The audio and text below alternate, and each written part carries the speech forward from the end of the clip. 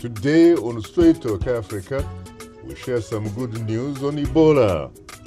The World Health Organization has declared Nigeria and Senegal formally free of the virus. Elsewhere in West Africa, the crisis remains open-ended. The international community continues mobilizing resources to slow the spread of Ebola. That's coming up next right here on Straight Talk Africa.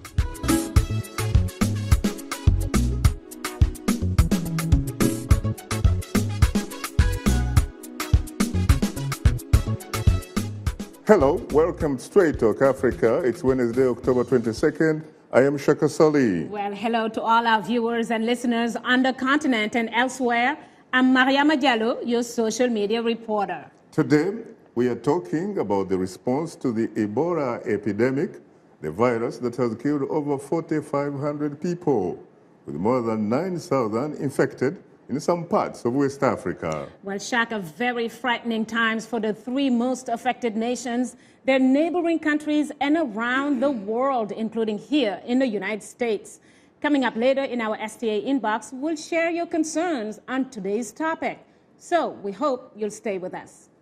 But first, we begin with the latest developments surrounding the ceasefire agreement between the Nigerian government and the Islamic militant group Boko Haram. Let's go to the Nigerian commercial capital, Lagos. Amarachi Ubani is the foreign editor of our partner channels TV. She joins us via Skype from Lagos. Good evening, Amarachi. Good evening, Shaka. Any significant developments regarding the possible release of over 200 Nigerian schoolgirls from Boko Haram? I'm afraid that Shaka was still where we were as of Friday, which is the announcement made by the Chief of Defense Staff, Chief Marshal Alex Bade, who said that the Nigerian military has agreed with the representatives of Boko Haram to a ceasefire, which began immediately. Amarachi, are you there? Amarachi? Amarachi, are you there? Well, I'm sorry that we've lost Amarachi. That, of course, was supposed to be an interview with Amarachi. For more on the possible release of over 200 kidnapped schoolgirls, stay tuned to the Voice of America. We now turn back to today's topic. As reported by the World Health Organization, at least 4,500 people have died from Ebola in 4 Western African countries. This makes it the worst outbreak since it was first discovered in 1976. My colleague, also from Channels TV in Thompson, has more from Washington on Ebola's impact on the African community here in the nation's capital. Countries such as Nigeria and Senegal may be celebrating their victory over Ebola, but Ebola is still a global challenge, not just to countries who have incidences, but even their residents and indigents, for example, Africans resident in the United States. The Washington, D.C. region is home to more than 161,000 Africans, as reported by the Census Bureau in October. Of this number, 10,000 are Sierra Leoneans and 6,000 are Liberians. This makes the area a good business location for someone like Sajo Kumar, who runs the African Grocery and Meat Market. It's a store where African food items can be purchased, and even with the fear of Ebola in the United States, Kumar suffers no loss. The spices, only the one being bought. The rest of the meats are they produce in the United States. So far, there's no problem. But this is not the experience of some of his customers who are mostly Sierra Leoneans. People think that you're back home, maybe when you go home, you have relatives that have flown in from Africa, and then that's you pretty much, they stigmatize you as being like you carry the disease, even though you're living in the United States and then you go to work every day. They also have to deal with news from home. I think about my mom, my family, my friends back home. You know, they're calling because right now I just send money back home to them and stuff like that. And then it's killing poor people back home, and we need help from the national environmental people, because our people are dying. Our people are just dying like chickens. The United States has stepped up screening of passengers from affected West African countries as part of efforts to stop the import of Ebola cases. However, President Obama is still under pressure to place a total ban on flights from the affected countries. Ini Thompson reporting for VOA News. Thanks, Ini, for that report. Now joining us here in our Washington studios are two distinguished guests. Jeremiah Sulunteh, the Liberian Ambassador to the United States. Of the three nations heavily affected by the Ebola outbreak, Liberia has more than half of all the official Ebola deaths, an estimated total of over 2,400 deaths. And Dr. Malonga Miatudila, former World Bank senior public health specialist. In 1976, Dr. Miatudila was part of an international team that first identified the virus that turned out to be Ebola in Uambuku, Zaire, now the Democratic Republic of Congo. Well, I have to say, gentlemen, that I'm profoundly honored and exceedingly humbled to have the opportunity to host the two of you for the first time on Straight Talk Africa. Thank you, Shaka. You're most welcome, gentlemen. Later in the program, we'll give you, the audience, a chance to call and talk with our guests. The number to call is 202-619-3111. US country code is 1. Let me come to you immediately, Jeremiah. What do you think about this apparent hysteria in this country? You listened to a report by Ini.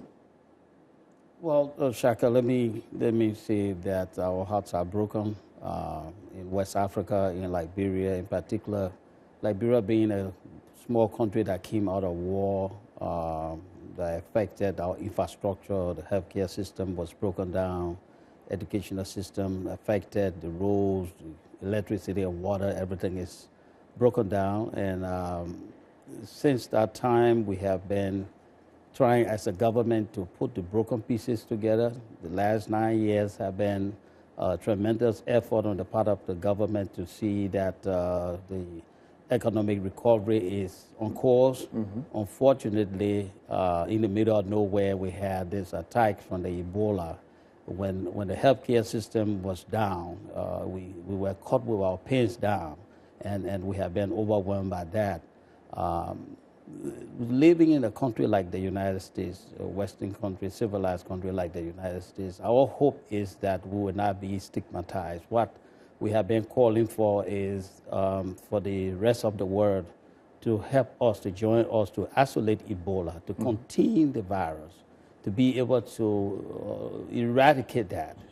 Currently is a West African situation, but it could soon be a global issue as we're getting to see some signs of that. So our appeal is how we can be able to contain that where it is. And doing that is to isolate the virus, not to isolate the Liberians or the Sierra Leoneans or the Guineans. We are very concerned about that, and we hope we're not going to get to the point where West Africans will be stigmatized either at school. A little child in the daycare is turned away because the fact that he or she comes from Liberia. A nurse aide at the workplace in a nursing home is sent away only because she was coughing or sneezing.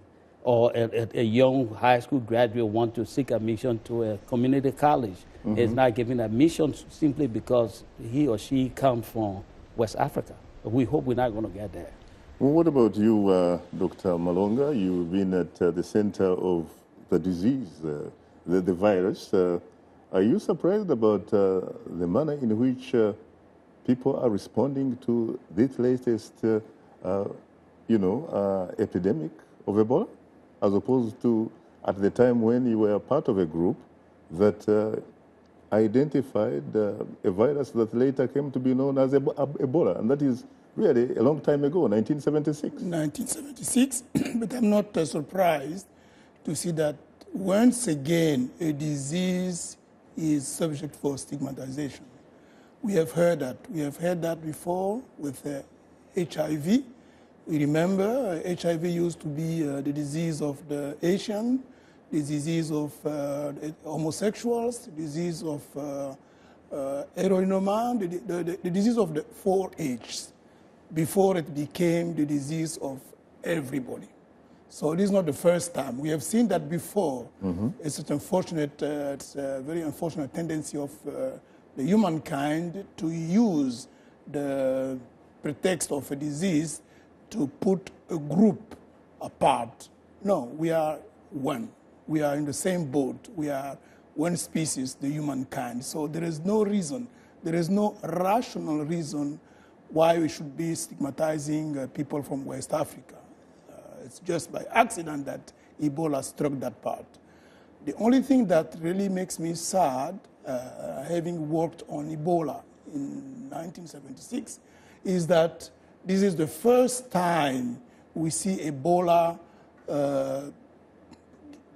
killing thousands of people. Yes. Because we have had 25 outbreaks, and during all those times, Ebola was a disease, a virus that we could be contained in less than 100 days. So something really happened this time to make to turn this Ebola into a global pandemic. So what is that something that has happened this time around that you didn't experience during the other outbreaks? I mean, fewer people during that time actually died. Fewer people, not only in 1976, but between 1976 and 2013, we have had 25 outbreaks. And all these outbreaks were contained in less than 100 days. So this is the first time that we see Ebola doing this type of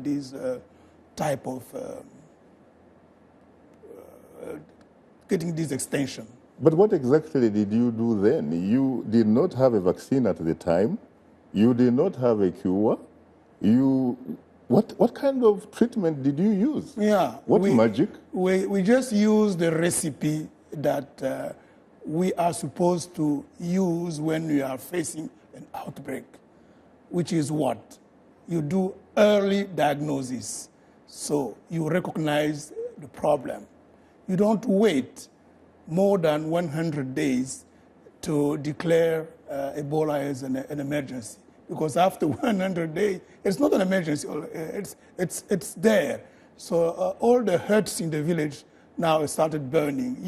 You put off the fire in the village when the first hut is in flame. So early diagnosis. And then the second pillar of the recipe that has been used in the last 40 years was information and communication. So you empower communities. That approach we have not seen this time. And you take care of patients. That's number 3, the third pillar. You take care of patients. You take care of patients as in a facility that is as close as possible from the homes. Pillar number 4, you break the transmission by tracing contacts. And that you can only do when you are dealing with the community, when you are working within the communities. You don't want Freetown to go to Kenema to do contact tracing. You do that in Kenema. You do that in chiefdoms. So this is number 3. And then number 5 is you expect some external assistance, because you do need external assistance. When I say external assistance, I don't mean assistance necessarily coming from London, but external to the communities. So people from Freetown should see themselves as external, supporting efforts by the communities. So these are the secrets that we have been using so far. We'll come back to that later. Before we pause for a short break, we would like to remind you that Straight Talk Africa is on the social networking website Facebook. Just enter the keyword Straight Talk Africa, become a fan, and connect with other friends of the Voice of America. We'll be right back with you, so please don't go away.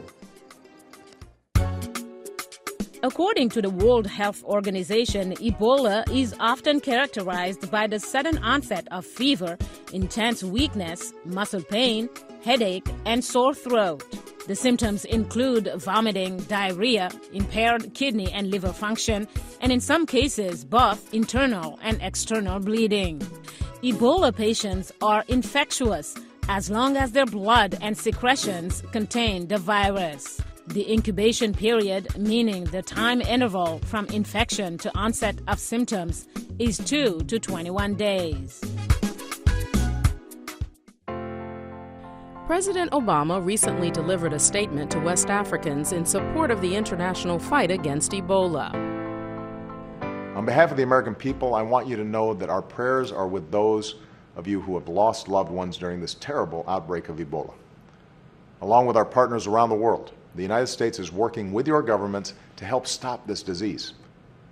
If you feel sick with a high fever, you should get help right away. Because with prompt treatment in a medical center, nearly half of patients can recover. Stopping this disease won't be easy, but we know how to do it. You are not alone. Together we can treat those who are sick with respect and dignity. We can save lives. And our countries can work together to improve public health so this kind of outbreak doesn't happen again. In this urgent work, and in building a stronger and more prosperous Africa, you'll continue to have a partner in me and in the United States of America.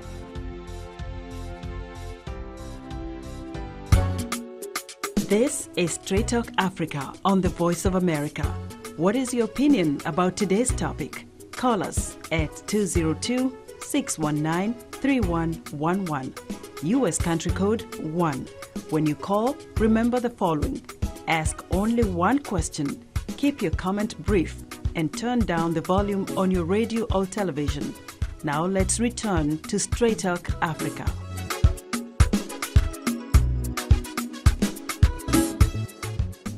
Thank you very much, Esther Gizui. And of course, this is Straight Talk Africa, coming to you live from Washington.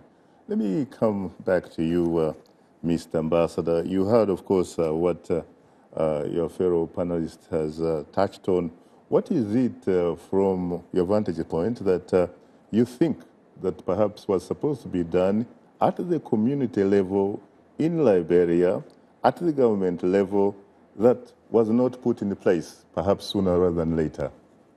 Well, Shaka, let me say that from the introduction, I talked about the challenges we had as a result of the Civil War. Part of the major challenge that we have been faced with since the outbreak of this Ebola is, first, some of our people were in a state of denial. Right.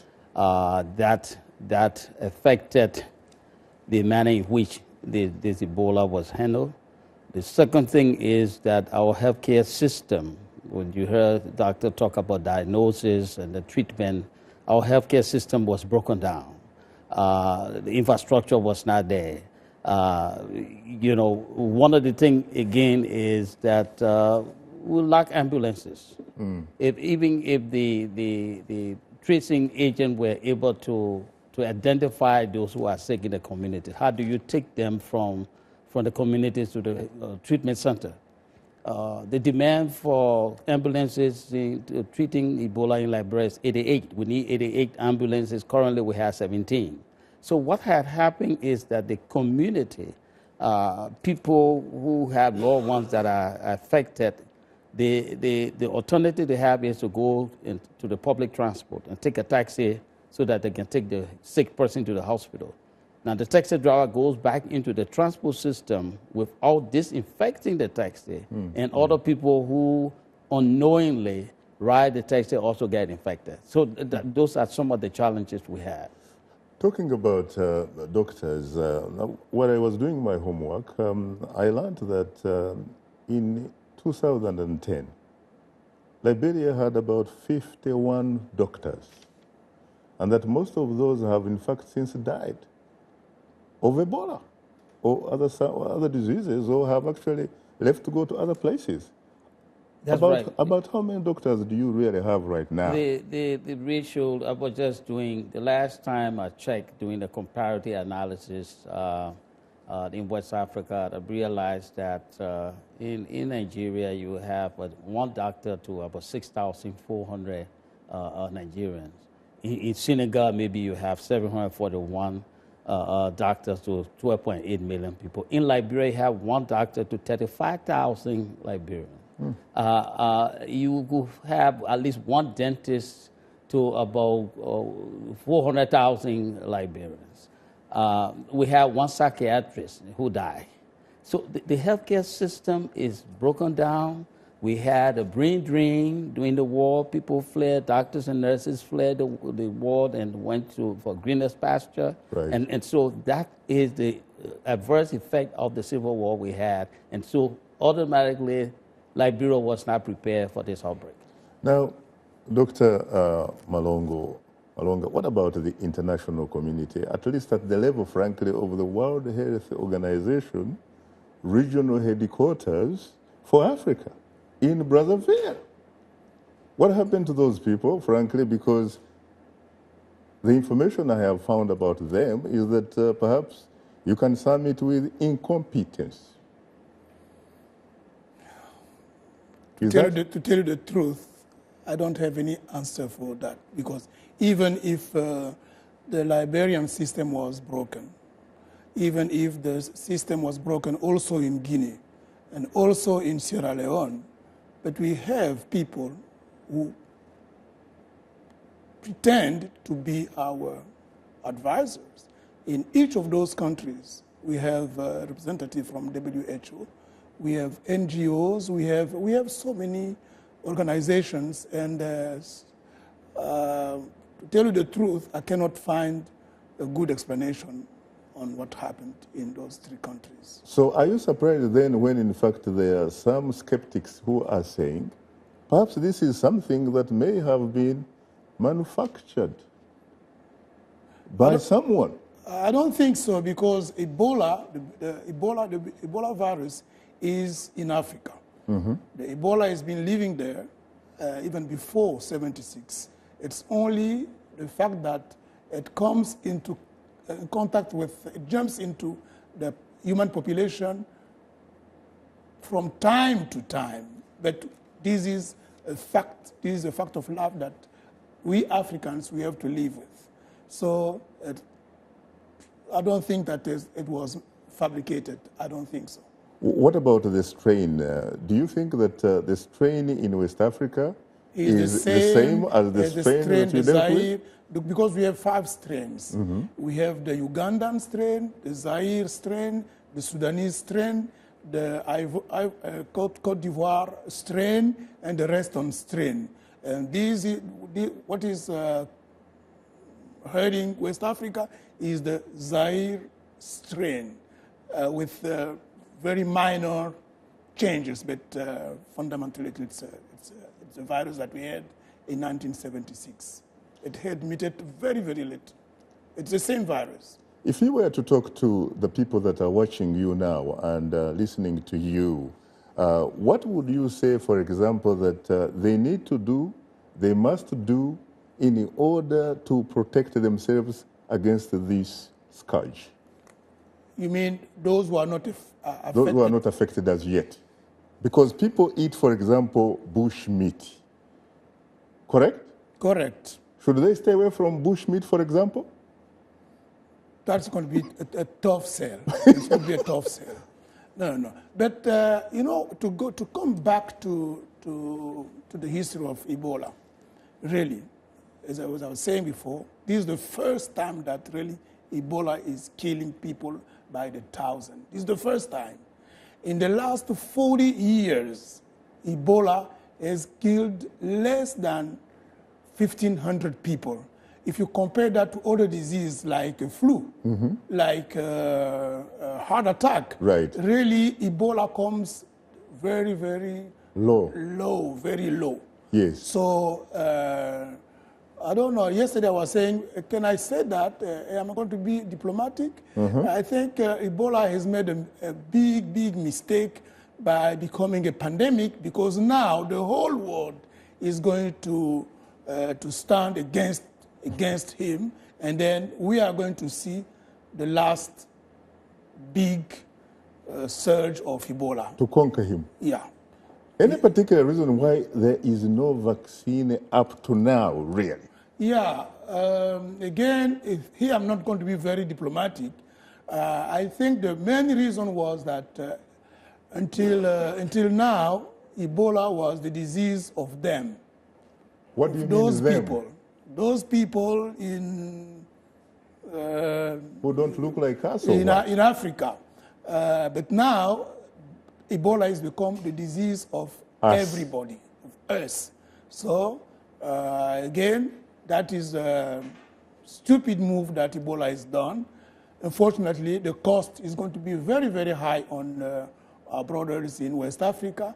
But this is, I think, the last big epidemics on Ebola. And we are going to find vaccines, and we are going to find treatment, even antiviral treatment, within 6 or 9 months. But how can somebody make a stupid mistake of saying this is a disease for them when you and I know, frankly, that Ebola, like other for example, types of diseases, do not need a visa, for example, do not really have boundaries or borders?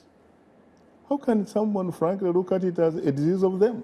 It's a virus. We human beings are not that rational, because sometimes we take, as I said before, we have had the same position for HIV. Remember, even the sexually like syphilis was the disease of those who make love with pigs. So this type of irrational thinking is not new.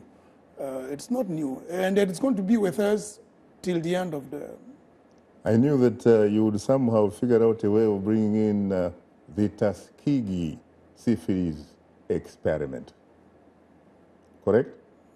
I don't. That is the experiment, of course, that was trying to figure out a way of treating syphilis, and it was done against people who were the ones that you characterized as them, but who lived, of course, in the southern part of these great United States I think of America. Ebola is going to teach us a very, very, very, very important lesson, that we are one. We are one species. We are not, these boundaries that we have created are just artificial boundaries. There is not West Africa. There is not Central Africa. There is not the North. There is not the South. We are just one.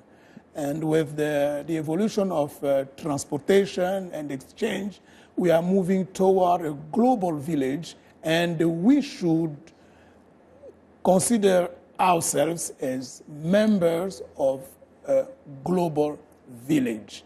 So it's in the interest of the North to fight against Ebola, and I can see this is coming, because we have been hoping, we have been fighting, we have been pleading for assistance against Ebola in the last 40 years, but so far our plead has fallen in deaf ears. Very interesting. But now the time has come, Ebola is going to be conquered. Very interesting, because you remind me of the 1970s when there was a sort of apartheid in a country called Rhodesia under Rebel Prime Minister Ian Smith, now called, of course, Zimbabwe. A great American senator called George McGovern went there, and he had to fill forms, and there was a clause where you had to fill in your race, and he inserted in human race. So Ebola, in fact, from what you are saying, is going to make all of us human? Very interesting, very interesting. Welcome back. I guess that we really have to be going to my colleague and social reporter, Mariama Jaro.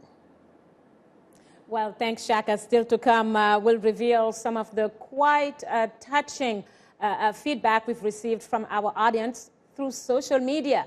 But now here is our letter of the week from someone who wrote to us claiming to be in the thick of it all. Let's listen to what he has to say.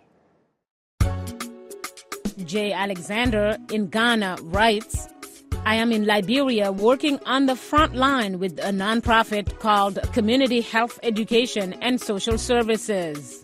The virus admittedly took the world by surprise, spreading quickly and creating a lot of challenges, especially in Liberia with its poor health infrastructure. Everyone is late in responding to the virus, including the Liberian government. Now everyone is spending a lot of time on planning and caring less about lives. It has been 7 months since Ebola broke out in Liberia, and Ebola treatment units are just now under construction. Many international staffers are reluctant to spend time on the front line, and local organizations are rarely funded. Sia Nyama Koroma, the First Lady of Sierra Leone, speaks to VOA on the Ebola crisis. I would want the people in West Africa to know that Ebola is real. Ebola kills. Early detection and prompt treatment can save lives. And I'm asking our people not to victimize or stigmatize survivors. Ebola is a challenge, but together we'll all be able to overcome it. That was Sia Nyama Koroma, the First Lady of Sierra Leone, speaking to VOA Africa on the Ebola crisis. This is Straight Talk Africa on the Voice of America. Call us now with your questions and comments. The number 202-619-3111. And the U.S. country code is 1. Call direct and we'll call you right back. Remember to keep your questions brief. Now back to Straight Talk Africa.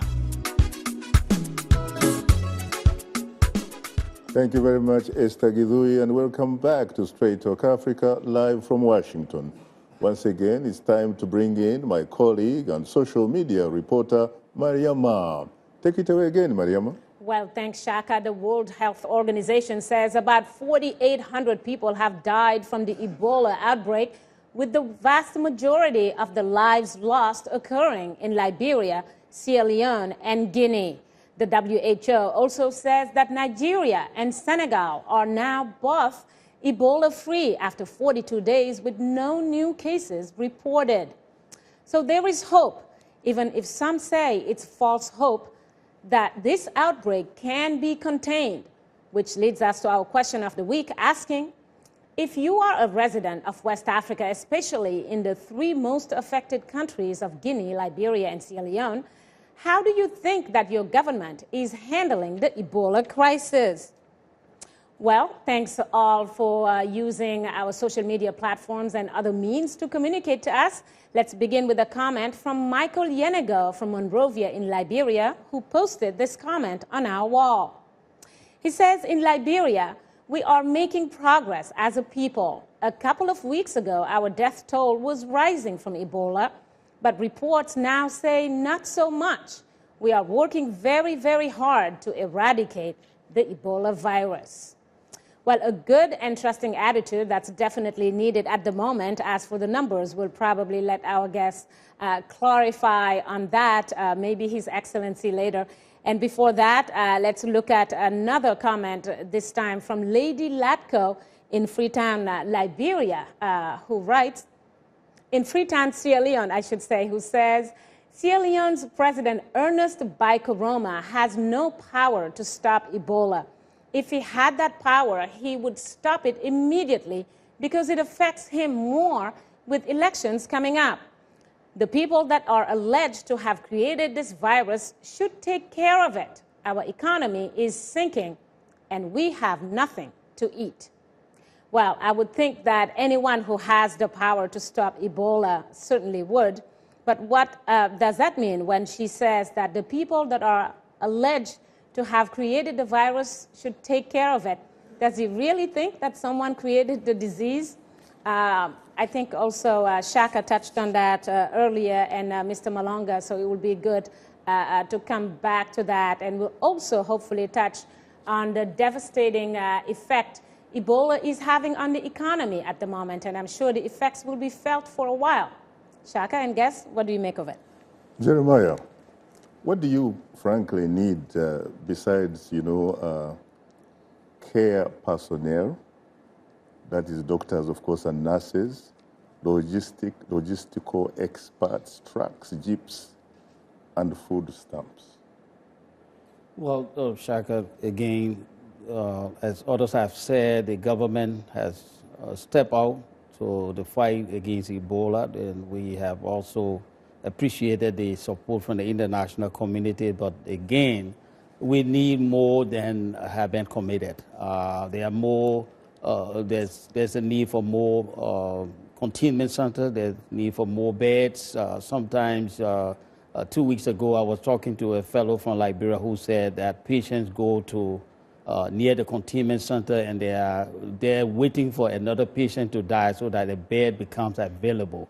That is what we're talking about. We need more beds, we need more PPEs, we need ambulances to be able to separate the sick from those who are well. We need more training of the local health practitioners. As you know, 101 of our healthcare workers have died. We think that there's a need for a local content, meaning the international community should be able to build the capacity of our local healthcare practitioners so that tomorrow they will be there for the medium to long range sustainability of that. And again, as you rightfully said, the outbreak happened at the time that the farming system was at the highest.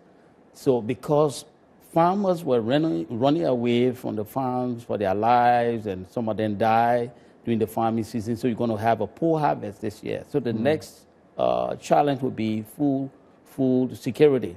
So capacity building is paramount, even as we fight and try to see the end of this Ebola, training our nurses and doctors and providing that knowledge transfer from Western countries will be very good for us. Interesting. Mariama, please share some more of the audience's feedback. Well, Ambassador, would love to also hear about some of the other areas that are of the economy that are affected, especially, I think, in the United States recently. Some lawmakers have been calling for example, banning flights coming from the most affected countries, Liberia being one of them, but I'm sure we can get back to that in a little bit. Let's move on to a posting from Sontoro Yao from Koforidua.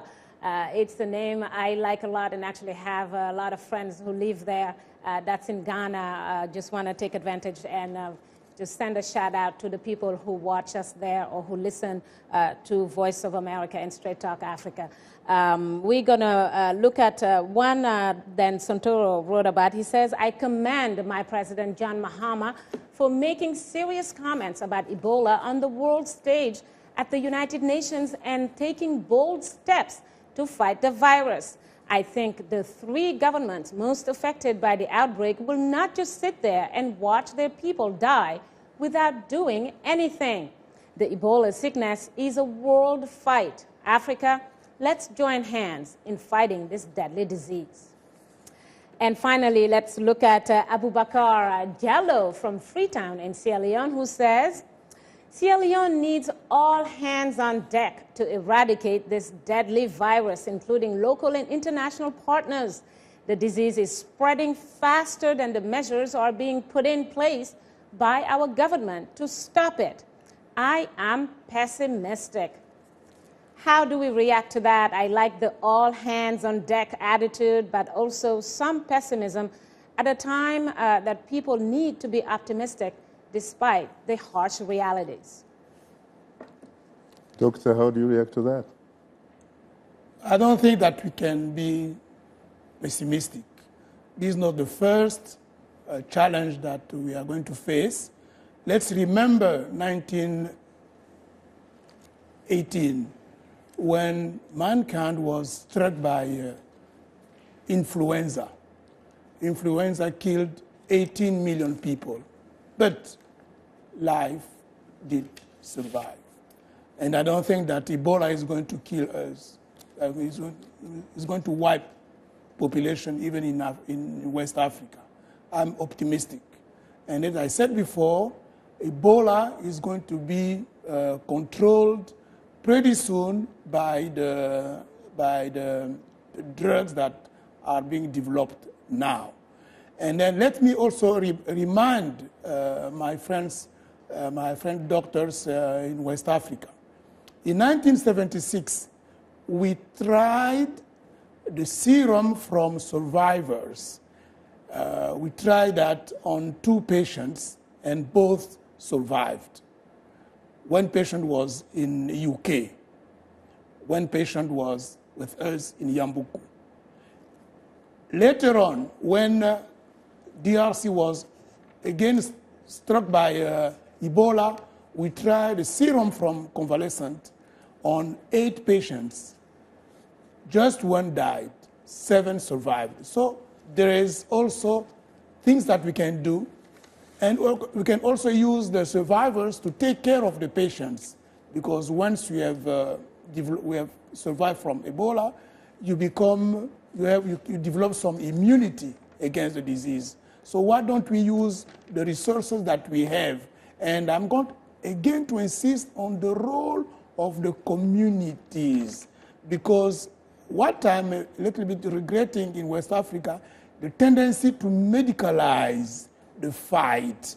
You take patients from one province and you bring them far away, and for that you need sophisticated ambulances.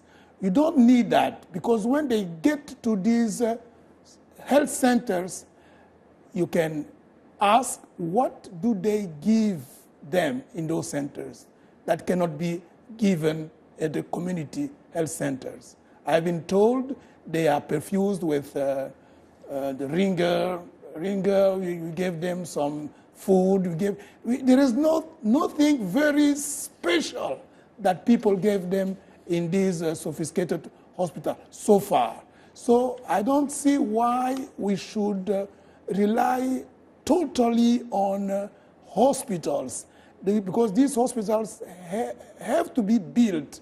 Why don't we use the recipe that has worked in the past, meaning you treat people in the communities? That has worked. Let's do that. Let's not wait for the international community to come and build hospitals. That will take time. And meanwhile, people are going to die needlessly. Thank you. Thank you so much. Thanks, Mariama, for bringing us this week's audience reaction. Well, thank you, Shaka. And optimism, definitely a key word here from a doctor who comes from a country that has had 25 outbreaks since 1976. Let's keep that hope a little bit out there. That will do it for today's social media segment. Thanks to Ambassador Sulunteh and Dr. Malonga for shedding some light into some of our audience's concerns. Just a reminder that we appreciate all the feedback, whether it's in social media form or using other means to communicate to us. Please, please keep them coming. And if you are a new fan, just drop us a line at africatv@voanews.com. Once again, our email address is africatv@voanews.com. Or post your comment on our Facebook page. Just enter the keywords Straight Talk Africa.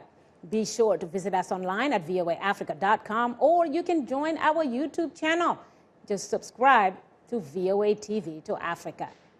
Now let's take a look at what's on tap for next week's program. Next week on Straight Talk Africa, we'll have the latest on efforts to contain the Ebola outbreak in Liberia, Sierra Leone, and Guinea. And a ceasefire deal announced by the Nigerian government is not holding, with fresh fighting between soldiers and Boko Haram militants in Damboa. And at least 219 schoolgirls remain kidnapped. All that and more next week, right here on Straight Talk Africa. A reminder that you are tuned into Straight Talk Africa.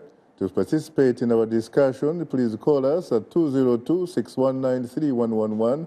The US country code is 1. We'll continue our discussion in a moment.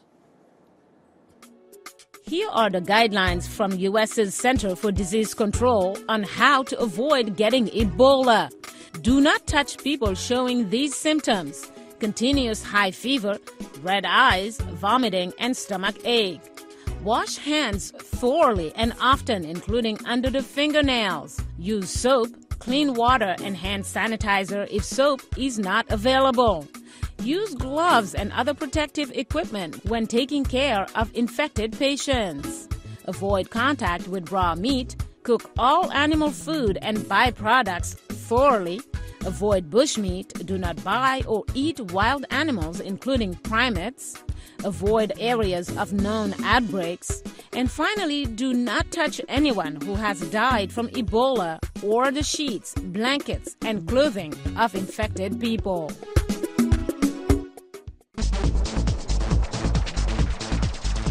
We are able to touch on things that are important to people on an everyday basis. We hope that our viewers are getting inspired when they watch our show. They're getting a view of the world from a different perspective, things that perhaps are not in their immediate vicinity. Today, I could put in on the show something that is a little different, a little unique, and this gives me that inspiration to come to work. If you like today's show, please write and tell us what you think or give us some suggestions. Be sure to tell us what station you're tuned into. Our address, Straight Talk Africa, Voice of America, 330 Independence Avenue Southwest, Washington, D.C. 20237 USA. Or send us an email at africatv@voanews.com. Log on to our website at voaafrica.com. Or post your comments on Facebook. Keywords Straight Talk Africa. Screening measures are now in place at airports that receive nearly all passengers arriving from Liberia, Guinea, and Sierra Leone, and will continue to constantly review our measures and update them as needed to make sure we're doing everything we can to keep Americans safe. Finally, we can't just cut ourselves off from West Africa, where this disease is raging. Our medical experts tell us that the best way to stop this disease is to stop it at its source, before it spreads even wider and becomes even more difficult to contain. Trying to seal off an entire region of the world, if that were even possible, could actually make the situation worse. It would make it harder to move healthcare workers and supplies back and forth. Experience shows that it could also cause people in the affected region to change their travel, to evade screening, and make the disease even harder to track. So the United States will continue to help lead the global response in West Africa. Because if we want to protect Americans from Ebola here at home, we have to end it over there. And as our civilian and military personnel serve in the region, their safety and health will remain a top priority. Welcome back, and that was President Barack Obama speaking about U.S. taking the lead in the fight against Ebola in West Africa and in the United States. We are talking about the response to the Ebola epidemic. Our distinguished guests are Jeremiah Sulunteh, the Liberian Ambassador to the United States, whose country has more than half of all the official Ebola deaths, and Dr. Malonga Miatudila, former World Bank senior public health specialist. In 1976, Dr. Miatudila was part of an international team that first identified the virus that turned out to be Ebola in Yambuku, Zaire, now known, of course, as the Democratic Republic of Congo. Gentlemen, I have to say again that I'm profoundly honored and exceedingly humbled to have the opportunity to host the two of you for the first time on Straight Talk Africa. Thank you for having us. You're most welcome, sirs, and come again. I gather that we have to go to the lifeline of the show, which are the telephone callers, but we do have a caller from Nigeria. Nigeria, are you there? Hello. Yes, I'm there, Shaka. Yeah, how are you? Fine, sir. I thank you for the great job you are doing over there, sir. Profoundly honored and exceedingly humbled for your compliments, sir. What is your Now, question? my question, sir. My question has to do with quarantine. Now, those that are believed to have been patients of Ebola are put under quarantine in Nigeria and indeed in Liberia. Complain that most of the time, if the patient have noticed that have been contracted the disease, they bury them alive. Now, a case study is in Nigeria when they noticed Ebola in Lagos.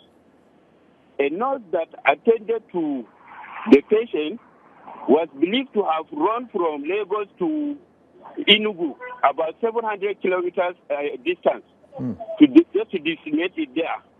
Now, what are you saying that, what can you tell me that patients that have been contracted with disease are not buried alive until when they die? Thank you very much. It's Buba Umar Yaza from Kaduna, Nigeria. Thank you, Buba. Doctor, maybe that is something that you can deal with, eh? If I understand the question, there are some rumors stating that some people are being buried alive. Right. Yeah. Before they die. Before they die. So, does that happen? Actually, we are dealing with two diseases. We are dealing with the Ebola, the virus that can be contained very, very easily, as shown in the past. But we are dealing with a second disease, fear Ebola. Fear Ebola, hysteria.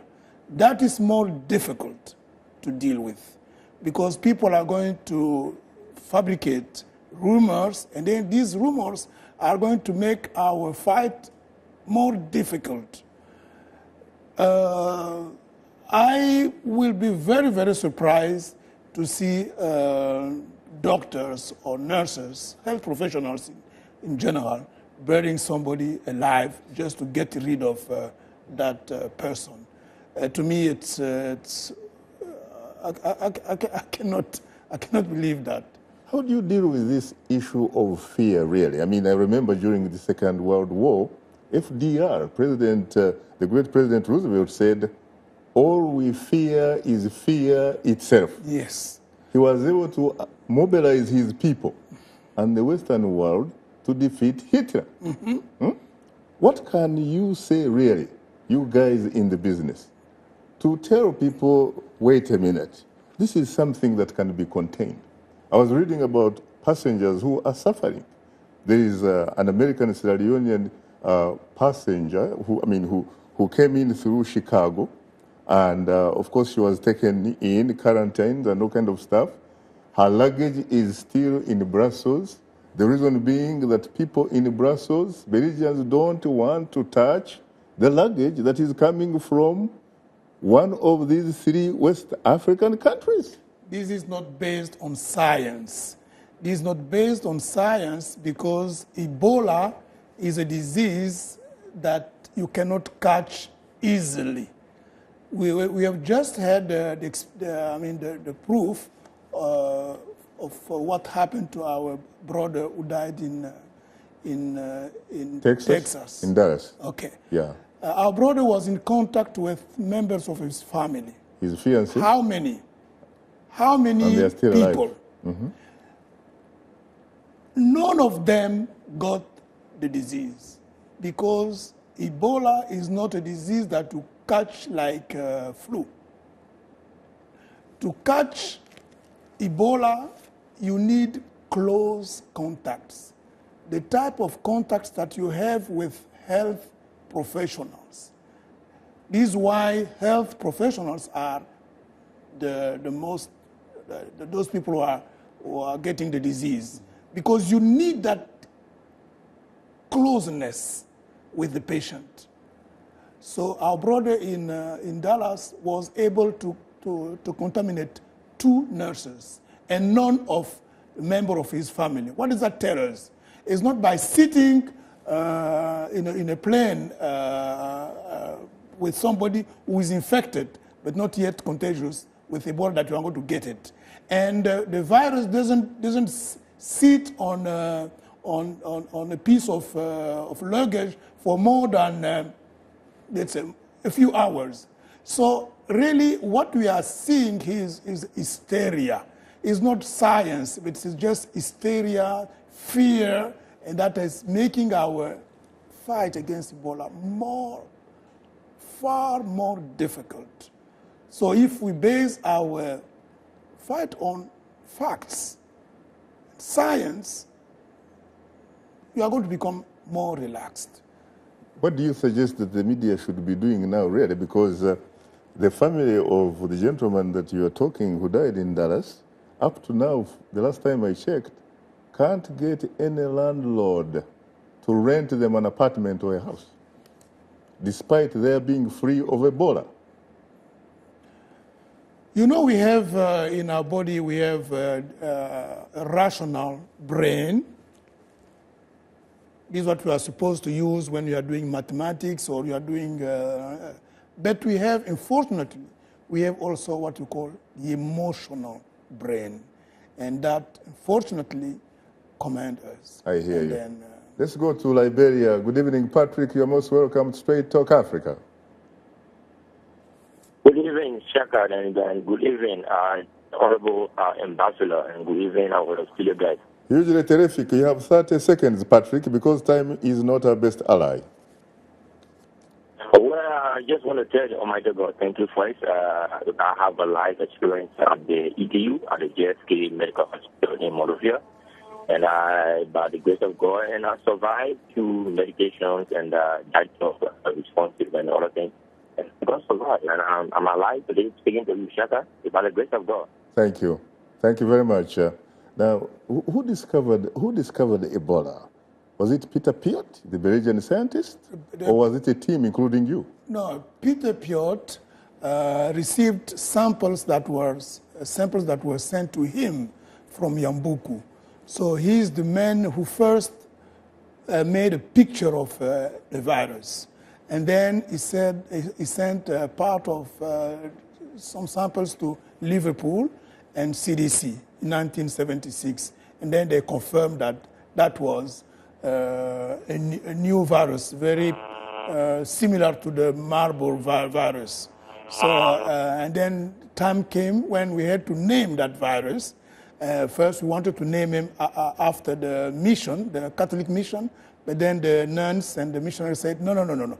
We don't want your virus to be associated, mission to be associated with a deadly virus. So one day when we were outing on the river Ebola, we said, why don't you name that virus, new virus, after the river? So that was Peter Piot is the person who first saw. But that makes you, frankly, if you are associated with that river and the naming of it, a co-discoverer. Well, on that note, thanks to our distinguished guests, Jeremiah Sulunteh, the Liberian Ambassador to the United States, and Dr. Malonga Miatudila, former World Bank Senior Public Health Specialist and co-discoverer of the Ebola virus. Thanks to our affiliate stations, along with our viewers and listeners.